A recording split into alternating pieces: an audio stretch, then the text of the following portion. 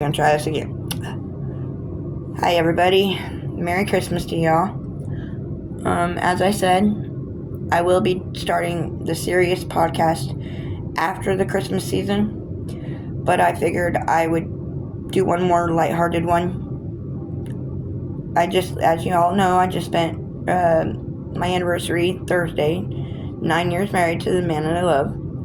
We didn't really do much. We couldn't. There was nothing really to do. And when you're broke, you can't really do much anyway. We're trying to save for a new car. Anyway, I decided I was going to just, keep lighthearted until after that. Till after the beginning of the year.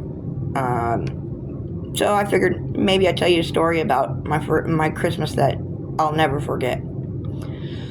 I was 4 years old. And I was in Shriners Hospital. It's a great place to be as a kid, I will tell you that much. It was fun. They always made sure that you didn't think about why you were there, if that makes any sense. And at that point in time, I was having leg surgery. So my days consisted of being propped up in the air in a body cast, hanging from the ceiling, basically, hanging and looking like I was flying. So they always called me Super Tiff.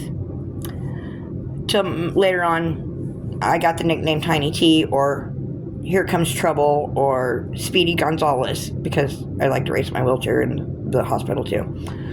But anyway, that Christmas, I was up in the air, and they put me in this little, red cape. It was great. It, made me look like I was flying. But they really did it because they had to cover my bum. And I was a mess in the morning because I was crying, I was hurting, I was in a lot of pain. And it was Christmas Eve. And I was like, I want to just be home for Christmas, like any kid. I want to go home, I want to see my family, I want to just have a good time. I couldn't go home. So, Christmas morning, I wake up. Mind you, I've been in this hanging position all day and all night. Don't worry, it never cut off my circulation or anything like that. It just kept me suspended so I wouldn't get, I think they call them bed sores, something like that. And I woke up, and I would see all the kids in the cafeteria area, because you could see the cafeteria and the nurse's station from my room. And it was basically a big old open area. I loved it. But in the cafeteria, I could see somebody that looked like Santa.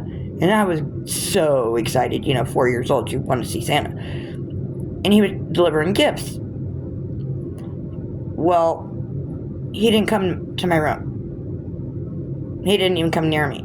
I guess he didn't know I was in there or something. But Santa never came.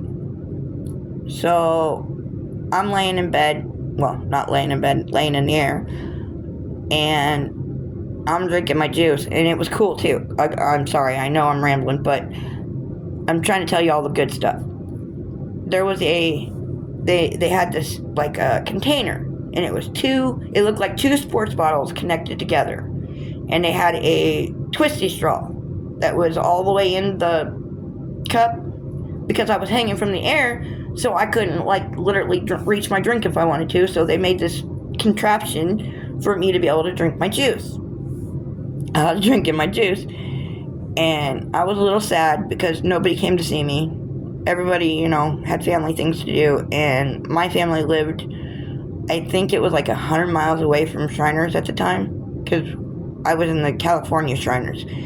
And we lived in Vegas. So I guess it's actually further than that. I don't really know how far apart we were, but I do remember driving there early in the morning, and nobody could come see me, so I was really upset and sad and everything. Well, that Christmas night,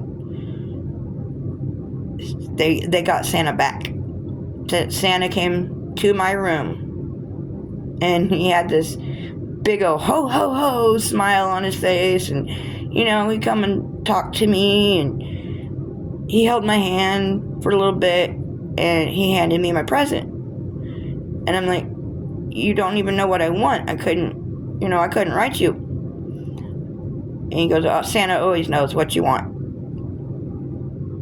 And he did. I always wanted a dog. I wanted a puppy dog. He pulled out of his bag. And he had the red silk bag. It was kind of cool. But he had a big, gigantic dog. Stuffed animal. It was as tall as me. And it had a Christmas hat on. And it had a little Christmas bandana on too.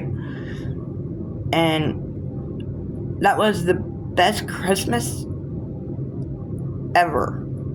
Because it was like somebody knew what I wanted and needed. I know it wasn't a real dog and, nothing like that, but I didn't care. It was a dog. It was what I wanted. And he knew that. And he knew I couldn't have a real one. He even told me, I know you can't have a real one, but I figured this one would do for now. So I hugged that thing all day and night. They actually took me out of my sling thing and let me lay in bed that night. They had him reading me stories. He sat down and read stories to me. Well, come to find out, his real name was Jim Vonable. But he was my Santa every year after that. He got me my first push wheelchair. It was awesome. I loved it.